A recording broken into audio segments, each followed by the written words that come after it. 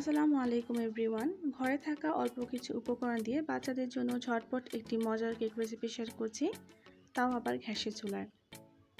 রেসিপিটি খুবই সহজভাবে দেখানোর চেষ্টা করেছি। যারা কিনা একদম নতুন রাঁধুনি, প্রথমবার কেক তৈরি করবেন, তারা চাইলে হুবহু এই রেসিপিটি ফলো করতে পারেন। আশা করছি আপনাদের রেসিপিটিও একদম পারফেক্ট হবে। কেক তৈরি করার জন্য আমি নর্মাল টেম্পারেচার থাকা একটি ডিম নিয়েছি আর দিয়ে দিচ্ছি 1/3 কাপ পরিমাণ চিনি। এবার এই ডিম চিনিটাকে খুব ভালোভাবে একসাথে ফেটিয়ে নিতে হবে, যতক্ষণ পর্যন্ত না ডিম চিনির এরকম একটি ফোম তৈরি হয়। এবার এর মধ্যে 1/4 কাপ পরিমাণ সয়াবিন তেল ব্যবহার করেছি। সয়াবিন তেলের পরিবর্তে আপনি বাটার ব্যবহার করতে পারেন। খুব ভালোভাবে হ্যান্ড বিটারের সাহায্যে মিশিয়ে নিচ্ছি। মেশানো হয়ে গেলে আমি এখানে 1/2 কাপ পরিমাণ আটা ব্যবহার করছি। আটা ময়দা দুটো দিয়ে কিন্তু আপনি কেক তৈরি করতে পারেন। এবার এর মধ্যে লিকুইড দুধ দিয়ে দিচ্ছি 2 টেবিল চামচ পরিমাণ।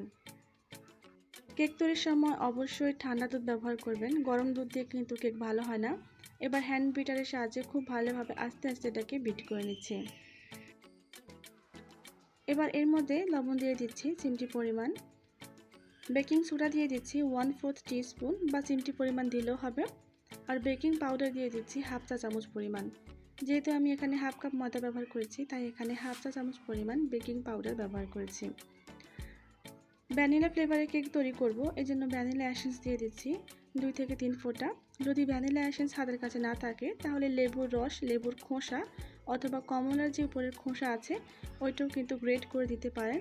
এতে করে কিন্তু কেকের মধ্যে ডিমের কোনো গন্ধ থাকবে না, আর কেকটা খেতে খুব ভালো লাগবে। এবার এটাকে খুব ভালোভাবে বিট করে নিচ্ছি। কেক তৈরি করার জন্য আমাদের ব্যাটারটা কিন্তু একদম তৈরি, আর এর ঘনত্বটা হয়েছে এইরকম, খুব বেশি পাতলাও হয়নি আবার খুব বেশি ঘন হয়নি, এইরকম একটি কনডেন্স মিল্কের মতো ঘনত্ব এসেছে। আর এটা কিন্তু এখন কেক তৈরি করার জন্য একদম পারফেক্ট। কেকটাকে বেক করার জন্য আমি এখানে একটি স্টিলের মোল্ড নিয়েছি, আর এর মধ্যে আমি কিছুটা পরিমাণ অয়েল ব্রাশ করে নিয়েছি। এবার এর মধ্যে গোল করে আমি একটি কাগজ কেটে দিয়েছি।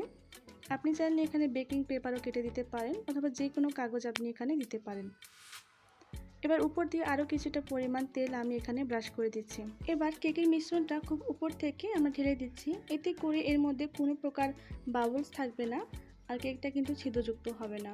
কেকটাকে বেক করার জন্য আমি চুলায় একটি হাঁড়ি 5 মিনিট প্রিহিট করে নিয়েছি।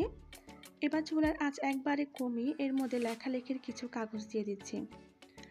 এবার এর মধ্যে কেকের মোলটা বসিয়ে ঢাকনা দিয়ে ঢেকে দিব, আর এর উপরে একটি ভারী জিনিস দিয়ে এটাকে চাপা দিতে হবে, যাতে করে ভেতরের বাষ্প বাইরে না বের হতে পারে। এবার লো আঁচে এটাকে রান্না করব ঘড়ি ধরে 30 মিনিট পর্যন্ত। খেয়াল রাখতে হবে চুলার আঁচ যেন একই রকম থাকে। ফিরে এলাম 30 মিনিট পর। এবার কেকটাকে দেখে নেওয়ার পালা। কেকটা কিন্তু অনেকটা হয়ে গিয়েছে, এর পাশগুলো কিন্তু আলগা হয়ে গেছে, দেখতেই পাচ্ছেন। এবার টুথপিকের সাহায্যে এর ভেতরে কাঁচা আছে কিনা ওটা দেখে নিতে হবে। আমাদের কেকটা কিন্তু একদম তৈরি। এবার এটাকে ঠান্ডা করে মোল্ড আউট করে নিচ্ছে। বাচ্চা যখনই কেক খাওয়ার বায়না ধরবে, চাইলে রেসিপিটি ফলো করে বাসায় বানিয়ে দিতে পারেন। আর বাসায় তৈরি করা সকল খাবারই কিন্তু হেলদি হয়। আপনি কোথা থেকে আমার ভিডিওটি দেখছেন কমেন্টে জানাতে ভুলবেন না। রেসিপি ভালো লাগলে একটি লাইক দিয়ে দিবেন।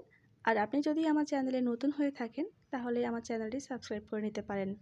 দেখা হচ্ছে নতুন কোনো রেসিপি নিয়ে। সে পর্যন্ত ভালো থাকুন, সুস্থ থাকুন। আসসালামু আলাইকুম।